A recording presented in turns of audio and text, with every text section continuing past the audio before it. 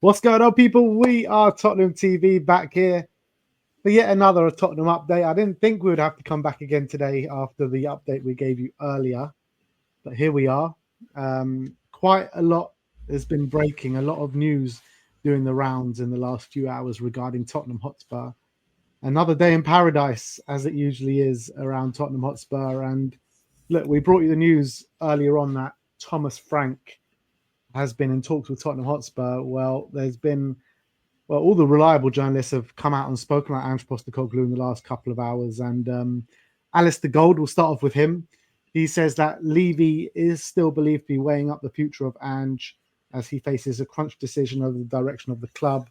There are some fears within Tottenham of a dressing room backlash if Postecoglou was to be sacked.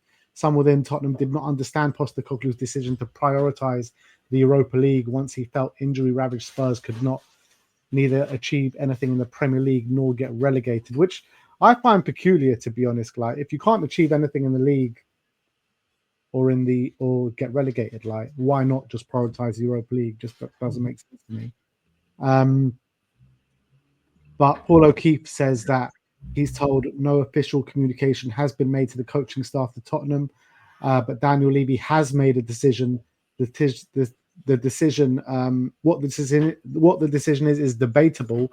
All he knows is that Levy has not communicated it to the club, nor to Ange or anyone else yet. So people saying that they know he's 100% sacked isn't accurate. Told he's back tomorrow, and his mind has been made up. How long till we hear? We don't know. Ben Jacobs says before the final, Daniel Levy spoke to some of the senior players to discuss how they felt about Ange. Reports of Ange Postecoglou being sacked are premature. Clarity of Ange Postecoglou's future is expected next week. Spurs already have had conversations with De Zerbi a couple of months ago, which is interesting that he had this chat with the senior players prior to the final. I find that a bit peculiar. Prior to the final? Yeah. I just think, look, we know that this manager, his future has been very much under scrutiny for a long time. Yeah, I guess why have it prior to the final? Why not wait till after the final and see where everything lies instead of kind of putting it in doubt in the players' minds about having a discussion about a manager just before a big final? Yeah, I kind of agree with that, to be fair. Sasha Tavaleri says that Tottenham decided to sack Ange Postecoglou and Thomas Frank leading the race to substitute him. Marco Silva also on the list. Wait and see. Tom Barkley says Tottenham are speaking to other managers about replacing Ange Postecoglou. It is more likely a change in the dugout is made, with a decision expected this week, but it's not a foregone conclusion yet. There has been some interest from Tottenham in Simone Inzaghi of Inter Milan, Thomas Frank and Marco Silva. And just now, Fabrizio Romano says that Tottenham to make a decision on Ange Postecoglou in the next hours. Spurs are considering their options. I mean, look, once all this stuff starts coming out, it usually just goes one way, doesn't it? Yeah, that's obviously, yeah, 100%. And I think once you start talking to other managers, once you start sounding out, you kind of implies you're kind of just saying, you've lost the trust in the manager. You're looking to make a change. You're kind of saying what's out there. How can we improve on this manager essentially? And once you start doing that you've already lost faith in the manager. And I think it's always best at that point. You could land on like what Man United did. Obviously, they were talking to Tuchel. He rejected him. He rejected Man United, and then they're looking at other options. And I guess they felt no one was really more qualified than Ten Hag to take them forward. But as soon as the first sign of trouble, essentially that second season, that doubt came flooding back. And then, even though he signed a contract in that summer, the doubt which led them to talk to other managers in the summer meant that at the first sign of trouble, he was gone. Obviously, you're running the risk of doing the same thing here in this situation with Tottenham, where you could go for a manager or whatever, and again, you could decide that maybe Ange is the best guy, but as soon as that first sign of trouble comes, the pressure is going to be so great, and also maybe you're feeling maybe you should have made a change. But that's obviously think about it negatively. Maybe it could go the opposite way. Obviously, if he wins that trophy and you decide to back him, doesn't mean it has to go wrong. Maybe it won't go wrong, but obviously you're running that risk. but you're also running the risk of changing the harmony in the team, changing the good feeling that has been built. You're making a change, and all of a sudden, you've done something for 2 years, and you've got the players are on side of the manager. There's a very good kind of feeling in the dressing room, and then if you bring a new manager, it changes the dynamic. He's going to have to figure out what the squad needs, what he thinks the squad needs for his kind of style of football. And there's a bit of you're going to have to give that new manager time all again, and that that brings other problems. And the issue we've got really is that if you bring a new manager, either way, there's not going to be patience. I feel like with this fan base right now, either way next season, because you keep Ange, given our league form, there's not going to be a lot of patience if things start to go wrong quite quickly. Mm-hmm. If you sack him and you bring in a new guy, there's also not going to be that much patience, because there'll be a lot of fans saying, well, why did you sack Ange? And things are going wrong. And, why did we make that change in the summer when there was a good feeling? And all of a sudden, a new manager has to figure things out all over again.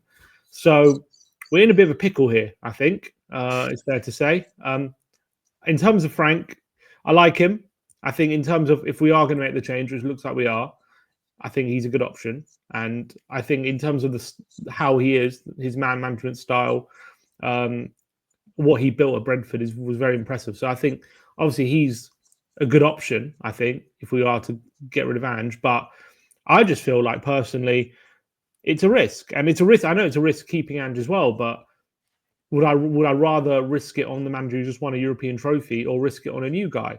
And I know he's done a great job at Brentford. Don't get me wrong. Fair play to him. Like what he's done at Brentford, keep them mid-table. It's very, he's very reminiscent of like what Eddie Howe did at Bournemouth. Very reminiscent of that. And he obviously, Eddie Howe went on to do great things. But there's also managers that have done similar to Frank in terms of getting a small club to mid-table.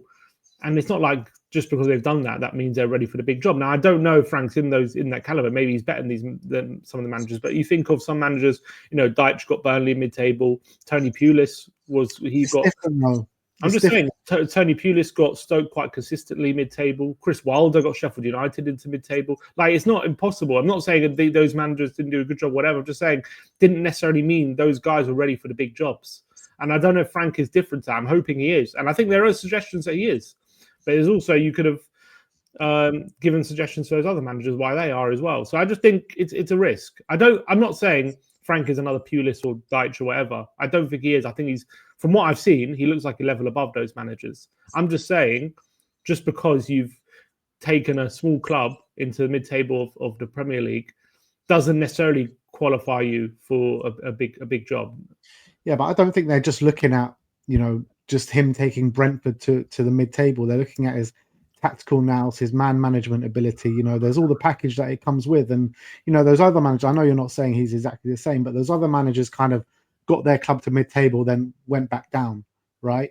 Frank has kind of brought them into the Premier League and made them a staple in the Premier League on the budget that they've had as well, which is, is an extremely impressive job. And I think much more impressive than what you talk about with the other managers, in my opinion. Well, I don't know. Pulis had them. I mean, he got sacked, but he had them pretty. Like, he kept them in the Premier League for a long time. Yeah, a long time. True. He did keep like what, 8-9 years? I think he had before. Pulis also did it with a certain brand of football, and he had his way of playing. Not really tactical flexibility. You know what I mean? Like Frank does it with tactical flexibility, playing different ways, different styles to suit the opposition. And the way he's done it, I think, has been brilliant. And I think he's done it in a probably different way than any of these managers.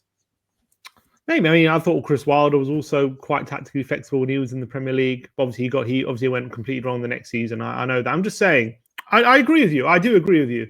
I think Frank, from the evidence, potentially he's a lot better than those other managers I mentioned. I'm just saying he's not the only manager who've ever done what he's doing at Brentford. Obviously, Eddie Howe's a good example of a manager who was ready for the step up. He kept Bournemouth in the Premier League, I don't know how long before he left, but he kept them up. He kept them in mid-table for a bit, and then obviously got a big job with Newcastle. And obviously, they looked at him and saw how he was playing football at Bournemouth and thought, "Didn't he take them back down?" How? I don't think did he. I think he took them back down, didn't he? trying to remember. Didn't he just? I can't remember now. He was there for a while. Did he take him back down again? Oh, he Anyone took them back down, and then Scott Parker brought them up. Maybe he did. I can't remember exactly. He might have taken them back down, but anyway, he did keep them in the Premier League for a while, playing good football, and they looked at that and thought he could replicate that. And obviously, in this day and age, Burnley got relegated with Company, and Bayern looked at that and thought, doesn't matter, you got relegated. They said they just looked at the football and thought that could be something we could do. We could use our club. So, look, I think Frank's a good option.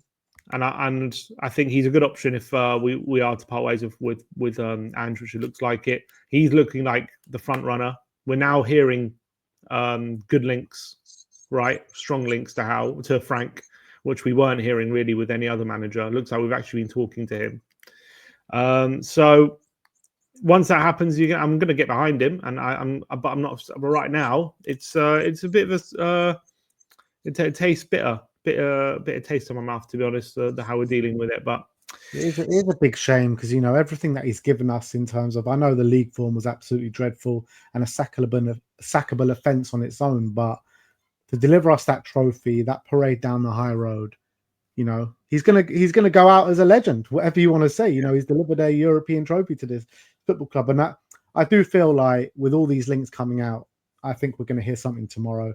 Levy's back from holiday tomorrow. I think Ange might be back tomorrow or whatever. I don't know about Ange, but I feel like the news is going to hit tomorrow. But it's also a very big stylistic shift, again, which it's going to be a bit of an issue, I think, in terms of what Frank wants, who he feels like will either buy into his way of playing or fits his way of playing in the current squad. I haven't done a deep dive into him. We'll do that over the coming weeks if he is the manager, and we'll have to piece out who we think in the current squad fits what he can do and all that kind of stuff. But it's also right now it's hard to put your finger on when we're assessing that, because we don't really know necessarily how he's going to play at Tottenham, because if he is going to be Tottenham manager, he's going to have to play very differently to how he played at Brentford. That's the truth. He's going to have to play a different style, a different. I was looking some of the stats over the season. Brentford, they average, I think, 45. They're one of the lowest possessions teams in the league, one of the highest long ball teams in the league. They attempt some of the lowest amounts of dribbles in the league, and that's basically the opposite of what we do, essentially. Complete. So either he has a bit of a stylistic shift, or we're going to have to make a lot of changes in our squad to kind of fit what he wants to do. It's going to be, I don't know. I think so. I think the players are suited to it, to be honest. Our best performances this season came when we had low possession and on a bit of a transitional based game. So I don't see that being too much of an issue. What I see being the biggest issue here is what Ali Gold's saying about a potential dressing room backlash if Ange was sacked, because we all know how much the squad have started to love him, Romero's future tied to Ange and all that. This is the biggest problem for me. We'll get into that in a second. I think it is an issue, the tactics, because I don't necessarily. I feel like at Brentford, a lot of the games, especially against high up or whatever, most teams who play Brentford, they tried. They don't necessarily try to have more possession. Teams try and beat them. Teams try and go at them. I think with Tottenham, a lot of the times teams would sit deep and teams would try and frustrate Spurs because they know the talent we have. And I think we have to see if when we do have games and we have a lot of possession, how under Frank, how he's going to basically deal with that. Because I think there's going to be a lot of games, maybe not even by his choice, where we are going to have a lot more possession. And he is going to maybe have to adapt to that compared to how it was at Brentford. In terms of the dressing room, I think yes and no in terms of it's a problem. I think initially there's going to be a lot of probably anger or players not happy, and I think the reason why a lot of people talk about this the players being on side is because we've seen at Tottenham it's not necessarily the easiest thing to get players on side. How many managers have lost the dressing room on all these kind of things? Cultivating a dressing room where all the players believe in a manager and really respect him and will quote unquote run through a brick wall for him, as Ange said. That doesn't happen overnight, does it? That's something you have to build with the managers. So the fact that we've got that now, and also not only that, you have the whole. He said he was going to win a trophy, and he did it in his second season, and the players kept believing in that. So you've cultivated that, and then you're ripping that out. However, what I will say is, I do think Frank is the kind of guy that can get a lot of these players back on side quite quickly with how he is and what I've seen from him. What I've seen from him with how he is with players, like when I compare his body language and how he speaks to someone like Nuno, I think it's very, very different. He's a lot more personable. He seems like a guy who has very good emotional skills, very good man management skills. That's what he looks like to me. So it will probably take a bit of time. Obviously, he has to get to know all the players, but I think he's the type manager who I think can cultivate a good dressing room atmosphere, in my opinion. However, when it comes to people like Romero and I don't know who else, but definitely would put Romero in that camp. Someone who obviously loved Ange because for whatever reason he had a great relationship with him, and maybe he saw a winner with Ange that he was, and obviously that was a big thing. And obviously they won that trophy. I don't think Frank is the kind of appointment that signals ambition to someone like him to say, we're going to be competing for big trophies regularly if you stay here, even though we just got back in the Champions League. Romero might not have a choice anyway, whether to stay or go. Like if a team don't stump up the cash, he ain't going to be going. That's the reality. He might not, but that might make him want to leave rather than be happy to stay, if you know what I mean. Absolutely. And that's a problem. And whether that is a problem within the dressing room, if we have someone like that who, maybe kicking up fuss if he does want to leave, and if he is forced to stay, that could definitely become an issue. But look, I do think as much as the players want him to stay, I don't think it will be a surprise to them if Ange does get sacked. I don't think I'll be shocked by it. I'm sure they're aware of all the rumours and everything. And I don't think come beginning of the season, I don't think that'll be an issue. But it might be an issue right now when it happens and the players are not happy with the decision. But once Frank gets his foot in the door and speaks to the players, I just trust seeing what Frank. It might not even be Frank. It might not even be Frank. We don't even know. No, but if we're talking right now, it looks like it is. But yeah, you're right. It might not be him. But I think and if it's a different manager, I have to see who it is, and then I can make my own assessment. But I think if it is Frank, I think he's the kind of guy who can get the players on side. I do believe that he's that kind of personality. But well, that's the situation with Ange. I think we both kind of feel the same. The writing does seem to be on the wall with Ange Postecoglou, and more information to come. Romano says in the coming hours, but I think tomorrow or Tuesday we'll get the final decision on that. Let's talk about players now. There's been an interesting update regarding Matisse Tell from Ben Jacobs, who was speaking on Last Word on Spurs today, and he says Matisse Tell option will become an obligation if all the clauses are met. And he says he believes that almost all of the clauses have been met. Some of the clauses are appearances, goal output, and Champions League football. Option to buy of £55 million, 60 million including the loan fee, which is a bit peculiar with all the noise that we've heard about Spurs going back in and renegotiating the fee. Maybe because all the clauses haven't been met, that gives Spurs entitlement to go back and renegotiate the fee and stuff. It's clear to see that Tell wants to stay at Spurs. There's been noise about Spurs like being very impressed with him behind closed doors on the training ground and everything like that.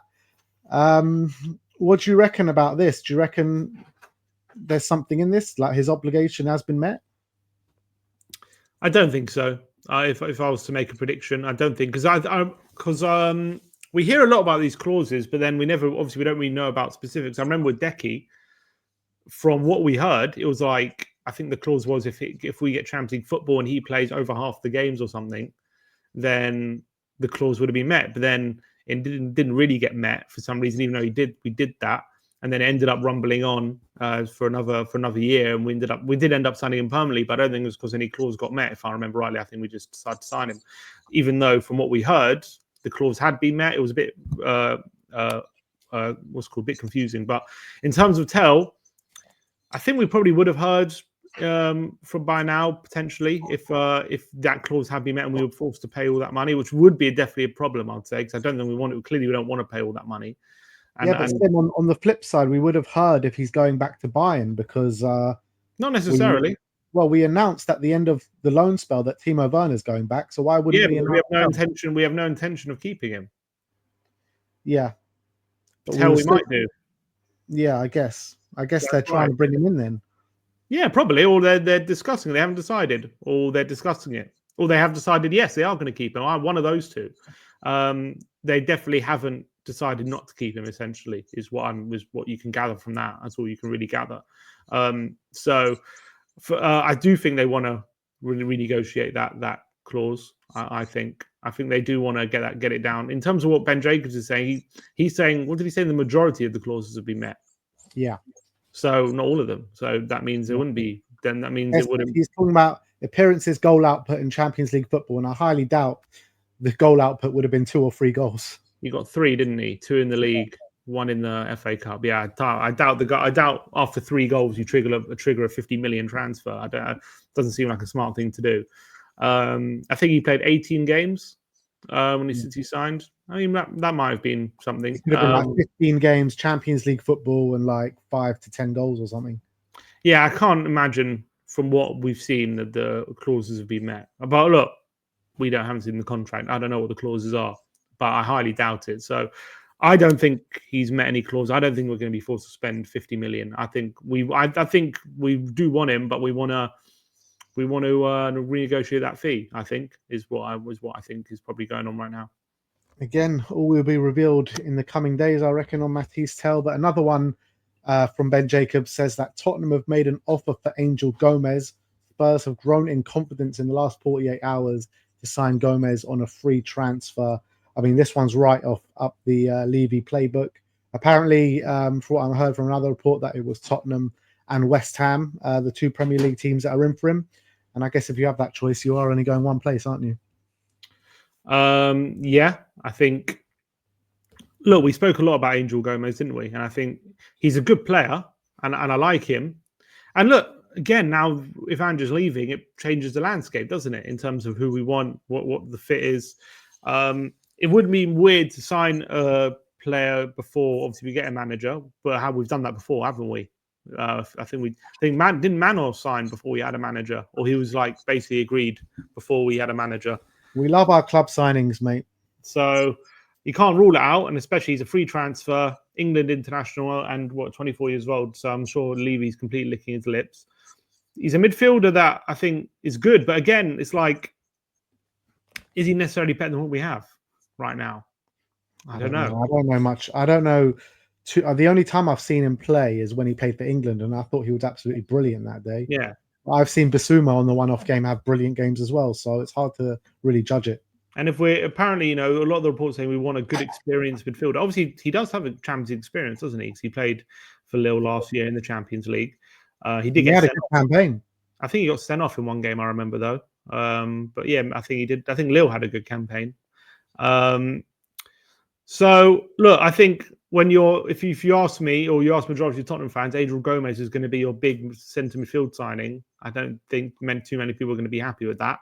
But if it's him plus a big one, okay, then that's fine. But then I don't know how we fit all these guys in, because we've got Bergvall, Sarr, Bentancur, you've got Kulusevski now in the middle. Gomes, we ain't sending another midfielder unless 2 or 3 go. That's the thing, because I think it's fair. Basuma's probably leaving. I think as well, if we're a changing manager, which looks certain, I don't think we're going to sign anyone in this window. I don't think this upcoming window, in my opinion. It's big. That's a big call, mate. That's what I think. I don't think in this next window. This. Oh, you mean the early one? Yeah. Okay, yeah. We're not going to sign anyone. I think we're going to wait for the new manager to review the squad. I think there's a good chance even before pre-season we don't sign anyone. Next up, Tyler Dibbling. Ben Jacobs says that Tottenham feel they are leading the race for Tyler Dibbling, but are currently undecided. Spurs expect to pay between 45 to 50 million for the player. Tottenham feel Dibbling wants to join Tottenham. However, Tottenham are not sure if they want to bid, considering he hasn't played much in the second half of the season. I find that peculiar as well, because if you're so convinced of a player of that age, it shouldn't matter if you've played as much as you thought they were going to play second half. Yeah, 100%. Like you saw what 18, what a talent this guy is. Look, I'm not saying we have to sign him. I'm just saying his playing time, second half of the season, when Southampton have been, terrible and they've got relegated very early. It's hard. I wouldn't want them to judge him based on that little period. But I guess on the flip side, when you're only going off this season, then you have to basically take all information you can get because you're only basing it off a season, aren't you? And the fact that you didn't get in the team late on, like, does that come into your thinking when you were basically judging this player based on a few games earlier in the season? So maybe they're thinking, does it balance out? But I don't think that's the way you should be going about it. You should be looking at the data. You should be looking at scouting him. You should be looking at how he plays. And if you think this guy has what it takes to be a star here or really grow into a star, then you really decided, okay, this guy is a serious talent. We need him here. Then you make that decision. You don't then start having doubts because Southampton, who were down with 2 months left of the season, for one reason or another, didn't play him as much. I think that's a silly way to go about it. It's all rubbish because I'm just looking at his stats now in terms of starts and minutes played and all that. He only started being on the bench a little bit more, like from April onwards. And even then, like, he still had a few starts in there. So it's a bit rubbish, that. Yeah. Well. Next up, we're going to talk about Ben Davies. Now, this is an interesting one. Information that we've had here is that Ben Davies is very likely to be moving to AC Milan in a deal which could see Fikayo Tomori move in the opposite direction. Roma were interested as well, but it looks like a move to Milan is now increasingly possible for Ben Davies, with Fikayo Tomori coming to Spurs. Gary Jacobs also says that Tottenham do retain an interest in Tomori. They want a left-sided centre-back this summer. Mark Guehi does not want to join Tottenham, and Jared Branthwaite is another defender that they are considering. But first of all, unbelievable for Ben Davies to get a move like that to AC Milan off the back of, 10, 11 years at Tottenham, however long it's been. Yeah. Tomori coming in the other direction, I'm not sure about it, mate. Yeah, in terms of Davies going, I mean, Davies going to Milan and Dyer going to Munich, who would have, Trippier going to Atletico. A lot of our players seem to get good, like a lot of these players who we cast off seem to be getting good moves to big clubs. So maybe that's something to say about how we judge them. But if he does make that move, obviously brilliant move for him. And they just appointed Allegri. So, I mean, in theory, he should fit in what Allegri wants to do there and the type of player he is. A lot of people I've seen on social media saying, how can we swap a player if he's a free transfer? But as you noted yesterday, or earlier today, that he wasn't on the list of players, was he? That we said we released. So clearly, that's not a foregone conclusion. Clearly, something's going on there. You've heard earlier that the contract has been extended. So I've been consistent in saying that for weeks now. Well, what did you say? I've been consistent in saying that for like half the season. Yeah, so I mean, that's how we can do it. If the contract's been extended with a view of moving him on, which it looks like that's what it looks like at the moment, then that's why we are able to do this kind of deal. On the face of it, if you just said, like, forget all the other context surrounding it, if you just said we're going to swap Davies for Tomori, I mean, it doesn't sound like a bad deal. But if you add in the context that Romero's now, if Ange leaves, is likely to leave.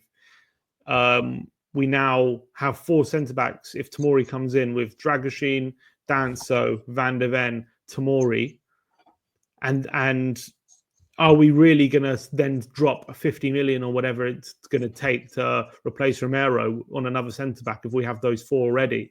I just feel like then the club will look at that and think that those are our centre-backs going forward. And that worries me, because I look at those 4 centre-backs and think, I don't know if that's enough, really, quality. It depends, it very much depends on who the manager is, what system they want to play. Let's say we want to play a 3 at the back system. That's not enough centre-backs to play that system. So you're going to need to bring someone else in, surely. 100%, but I don't know. Like, it depends what Frank wants to do, because he's quite flexible. He's played 3 at the back before. He's played 4 at the back before. This season, most of it's been 4 at the back, but I've seen seasons where most of it's been 3 at the back. So he's going to have to make that determination. And maybe it's a case of in pre-season, he looks at the squad, and even if we do this deal, maybe he thinks, okay, I've looked at the squad, we want to do 3 at the back. That's what's best for this team, and we need another centre back. But then, on the flip side, if he looks at the squad and thinks actually it's more suited to 4-2-3-1 or whatever, then I don't think we're going to sign another one. To be honest, it is a massive downgrade, man. It is a massive downgrade if you're talking about Davis and Romero going out the door and only Tomori coming in. Like, I can't stress how much of a disgrace that would be if that was to happen. It really would be. Agreed, unless they think one of Phillips or Vuskovic is ready to come in next season. But even if they're ready, they're not ready to that level. Yeah, I mean, that's from what we can see right now. But maybe on pre-season they'll surprise a few people. Who knows? But I agree. I will be very worried if those are our full centre-backs going into next season. 100%. Albeit, maybe we'll see a better Dragoshin if Frank's appointed. No, maybe you definitely will do. Maybe you'll see better from other players. So maybe we're harshly judging some of the centre backs in terms of how good they actually are. Maybe Frank can get better out of them, but we're not because we're talking about a Romero level defender here. Correct. So even if they perform better than what we've seen last season or what we've seen previously, they're not going to be a Romero level defender. We're talking about a World Cup winner, top mentality. We saw what it was like in the final. We saw what it was like in Copa America finals. Like, however good these guys are, they're not at that level. Correct. And on that basis, on that basis, I would like to just sell Davis and not get Tomori and just go someone else, go someone high quality. Obviously, the news that Guehi doesn't want to join us is a bit of a blow, and that's not good at all because he would have been, the first option in replacement Romero for someone of similar quality. Even though I think he's still a bit of a downgrade, but I think he's, someone who you can put in the same conversation as him. Branthwaite, obviously he would be a great option if we can get him. But again, he's going to cost big money, 60, 70 plus. So whether we're willing to put that much money on him while also having Tomori and having Danso and Dragoshin and all these guys, I don't know if we are going to do that, to be honest. Depends how much we can get for Romero. If we get top whack for Romero, there's no reason why we shouldn't be spending top whack on a Branthwaite. No, I agree with you. I just think we'll more likely spend that money elsewhere if we do that. If we get a Tomori in, I'm just worried that they're thinking, "Oh, we get Tomori in this deal. Tomori, he's a Serie A winner. He's a good defender, and that's good enough to go forward next season." And I don't think it is, and I'm worried that the club might think it is. But yeah, well, we'll have to see. Yeah, a lot of people mentioning Vuskovic in the comments. There's an update on him as well. As Ben Jacobs says, that Spurs were delighted with his loan spell at Westerlo for his development. HSV have made an inquiry for Vuskovic, but Spurs have said they want to wait until later on in the transfer window as they want to take a look at him in pre-season. So I guess that's the best course of action to do. Yeah, apparently he's a Hamburg fan, it seems. I don't know if you saw... I don't know if you saw... I don't know what... I think Hamburg had that relegation playoff, didn't they? And he was there, and he was and he was celebrating. Oh, really? Yeah, so he seems to be a fan of them. So maybe that's something that I think. Did they just get promoted? I'm guessing. Yeah, I didn't even see. So they just got promoted. So maybe that could be a good match there. But go get him play some Bundesliga football, top level football. Albeit could be for a team near the bottom of the Bundesliga next season, which isn't great. But maybe that's a good loan. Huh? Test his defending skills out. Yeah, exactly. So I think that would be a good option. But as well, I would if we're signing people like Tomori and we're not going to spend big on a centre back, I think it would be stupid not to at least look at him in pre-season and think, can this guy do a job for us this season? Is he good enough yet? Because we might need someone with a really high ceiling potentially who could break into the team. Because I think the guys we have at the moment, I don't know if any of them have world-class potential, but Vuskovic does, I think, potentially. Yeah. Next up, we're going to talk about Richarlison. Ben Jacobs says that Richarlison is becoming more open now to the idea of leaving Spurs. Tottenham previously valued at 50 to 55 million. I imagine that will be a lot less this summer. He's saying that. You're saying that. I'm saying I imagine it will be a lot less. You're saying that. Yeah, I agree. Yeah, I think maybe he feels like he's got that trophy and he didn't want to leave without something tangible to show he's been a success here, kind of thing. We know that it hasn't worked out, but he's kind of not wanted to leave, has he? Saudi moves, all these different things. He's wanted to stay.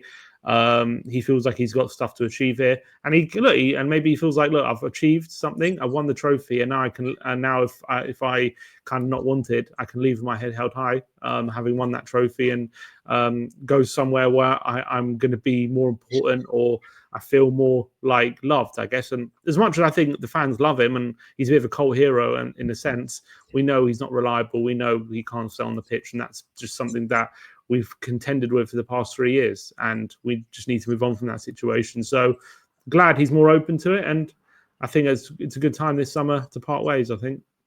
Yeah, I think somewhere between 30 and 40 million is probably the way, probably the price point he's going to go for. And like we keep saying, I think Everton is just the perfect match, but we'll see what happens on that one. On Yves Bissouma, he says that there is concrete chance that Bissouma leaves Tottenham, and there is interest from Saudi and a few Turkish teams. Wow. Saudi and Turkish teams. So he's already Turkey level, is he? It's mad, isn't it? Like, do you reckon like maybe his end of season form in the Europa League might have swayed a few clubs, but it doesn't seem that way at the moment? Well, I think wait to see the lay of the land. I think that's right now, but I think as the summer rolls on, I reckon I wouldn't be surprised if you get some good teams coming. Not good teams like top teams, but teams in top leagues, I think, coming in for him. I don't think that story's over. I think Ligue 1, there'll definitely be teams looking in. And even the Premier League, I wouldn't be surprised. On Rodrigo Bentancur, Ben Jacobs says that Monaco and Atletico Madrid have both inquired Rodrigo Bentancur. Contract has not been signed yet. Yeah, there's a lot of talk about this contract, as you say, and nothing's happened. So maybe he's waiting in terms of the manager as well. Maybe because we know. I think he likes Ange as well. Maybe he's waiting to see who the manager is going to be for next season. And look, maybe if he's not happy with the direction, maybe he will think, I'm not going to sign and I'll just leave, and we'll have to take money for him. So I think his future is not certain now. Yeah, Atletico would be a brilliant move, but it looks like they might be going for Johnny Cardozo. Maybe they'll go for both, but obviously Johnny seems to be one that they're seriously going for right now. Monaco is an interesting one because they had a pretty good season last season, and they were very good in the Champions League as well, especially. But yeah, I don't know if how much money they have. Maybe they've got quite a bit. I'm not 100% sure. How much? He's got a year left, so he's not going to go for that much. Like 20 million, similar to Højbjerg, I guess. I mean, we signed him for 15 million, and I think he could go for something similar, 15 to 20 million. Well, Højbjerg went for 20 million euros. Yeah. So you'd like to think we get a bit more than that, but yeah, probably not. I don't know if we will, but with Bentancur, I mean, if him and Bissouma was to leave, then Angel Gomes makes a bit more sense. 100%. Maybe both will leave, and maybe we're thinking we just want to go in a different direction completely and just get rid of these guys. And then all of a sudden Angel Gomes plus another, then you've got room. But I would think it'd be a shame to lose Bentancur. I think he's a quality player, and I think Atletico, if they're getting the version that's getting back to his best, and we've seen elements of that, they've been getting a phenomenal player. But it'd be a shame if he got back to his best and we weren't the club to take advantage of it. But then again, he might never get there, so it's a risk. And last but not least, Mikey Moore has held positive talks with Tottenham over a new deal. The deal is at an advanced stage, and he's absolutely loving life right now at the football club. So it'll be interesting to see what we do with Mikey. I mean, we both spoke about it last week, saying maybe a loan is the best option for him, but you never know, they might keep him around next season as well. Yeah, I think any new manager, as I say, if it's a new manager, they're going to want to take a look at him 100% and see how good is he right now at this level. Can I use him? I think from what I've seen in this last season, I do think he could probably benefit from a loan just to play men's football regularly, week by week, instead of this season where it's like a few minutes here, a few minutes there. Well, look, at 17, you can't really ask for too much more than that. Don't get me wrong, but I think he did go large swaths of the season not playing when he was fit, I think near the end. So I think he'll probably want to be playing regularly, even though again he is young. But I think he's getting to the stage where we've seen in the Europa League, and he can definitely play at men's football level, but Premier League level, maybe a bit of a stretch right now to be playing regularly at that level. So maybe a loan deal could work. But also, in terms of players like that, you never know. Like if he spends all summer like proper working on his physique and stuff, comes back a lot stronger in pre-season, you never know. I completely agree. I'm just saying from what we've seen. Yeah, But you never know. 100%. Maybe in the summer he bulks up and he's comes. definitely got the quality. I remember it happened with Bale, didn't it? He was Yeah. a skinny kind of teenager and looked like he was going to be sold to Birmingham. And then, like one summer, he kind of just transformed his body, became a lot more muscular, and then all of a sudden, his players were bouncing off him, and people described him like a rugby player. You know, and that happened very quickly. Yeah, exactly. So look, an extensive update for you guys today. That is all we have. I'm sure it's going to go in overdrive tomorrow. I'm fully expecting there's going to be a lot of news breaking tomorrow. So we'll see you all then. Thank you everyone for joining us today. Like, subscribe, and comment. And as always, come on.